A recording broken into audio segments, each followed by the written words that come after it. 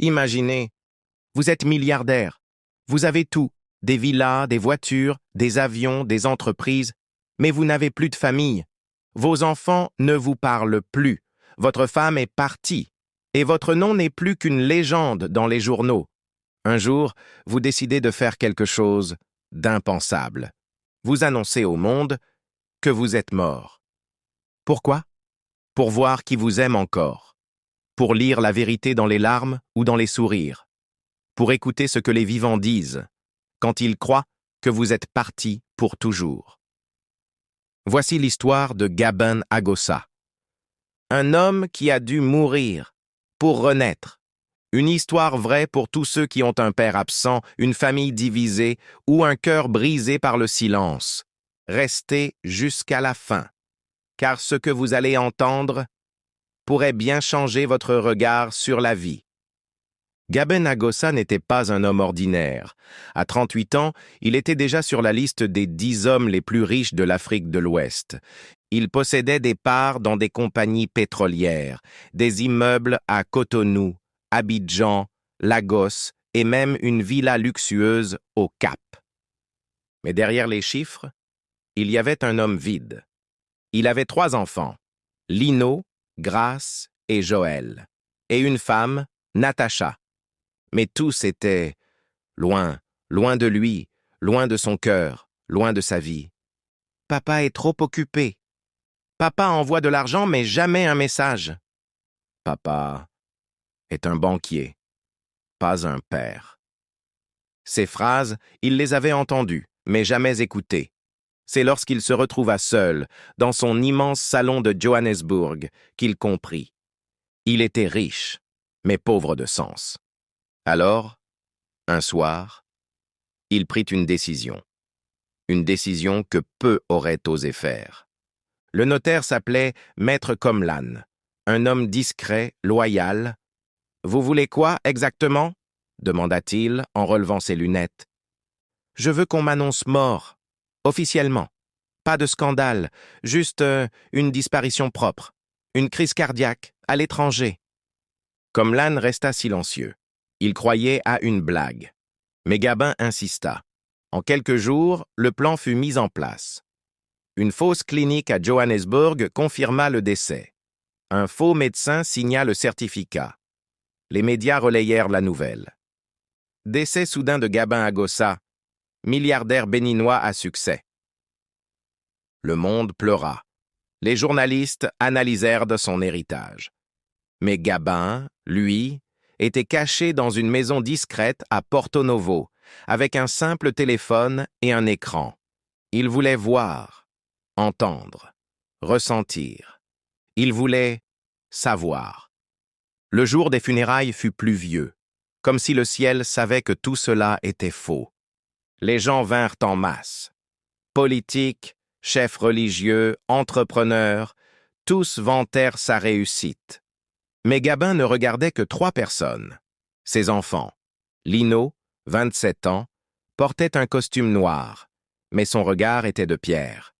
« On enterre un homme que je ne connais pas, » dit-il froidement. Grace, 24 ans, pleurait en silence. « Tu étais là sans jamais l'être, papa. » Joël, 19 ans, ne vint pas.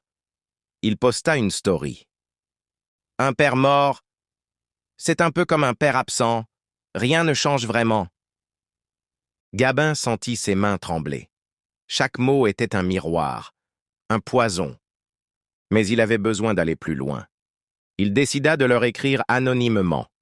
Il créa un numéro inconnu et écrivit à ses enfants des messages étranges, des phrases ouvertes. « Si ton père te voyait aujourd'hui, que dirait-il? La mort révèle la vérité. Qu'est-ce que toi, tu ressens vraiment? » Grace répondit. Elle écrivit de longs paragraphes. « J'aurais voulu qu'il me voie grandir, qu'il m'entende chanter, qu'il me dise que j'étais belle. Je lui aurais dit que j'ai pardonné, mais qu'il m'a manqué. » Joël répondit par des insultes d'abord, puis par des larmes.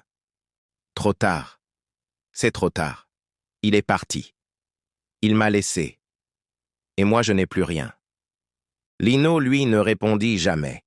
Mais Gabin apprit qu'il suivait une thérapie, qu'il essayait de guérir, seul, du vide laissé par un père trop absent. Chaque réponse était une claque, mais aussi une renaissance. 2 semaines après les funérailles, Gabin convoqua ses enfants pour la lecture du testament. Ils vinrent, hésitants. Quand ils entrèrent, ils virent l'impensable. Leur père, vivant, assis, calme. Grace hurla. Joël recula, choqué. Lino resta de marbre, mais ses poings tremblaient. « Pourquoi » cria Grace. « Tu joues avec nos émotions? Tu crois que c'est un jeu ?» Gabin ne répondit pas tout de suite. Il se leva. « Je voulais savoir si j'existais encore pour vous. Je voulais comprendre ce que j'avais brisé. J'ai perdu ma famille, et aucun montant sur un compte bancaire ne peut me la rendre. » Il leur remit 3 lettres, une pour chacun. Des confessions, des souvenirs, des regrets. Ce soir-là, personne ne parla, mais chacun repartit changé. Dans les mois qui suivirent, Gabin se retira du monde des affaires. Il vendit une partie de ses avoirs, lança une fondation, les Héritiers du Silence, pour soutenir les enfants oubliés par des parents trop occupés. Il passait ses après-midi à écouter Grace chanter. Il rejoignait Joël à ses matchs de foot. Il déjeunait avec Lino, en silence, puis en sourire.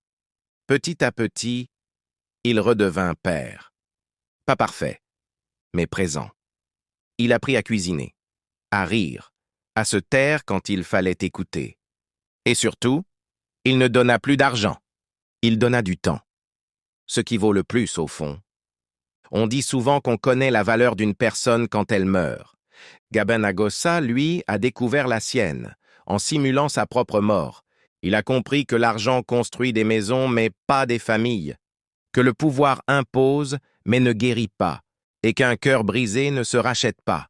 Il se répare, avec du temps, du pardon et de l'amour.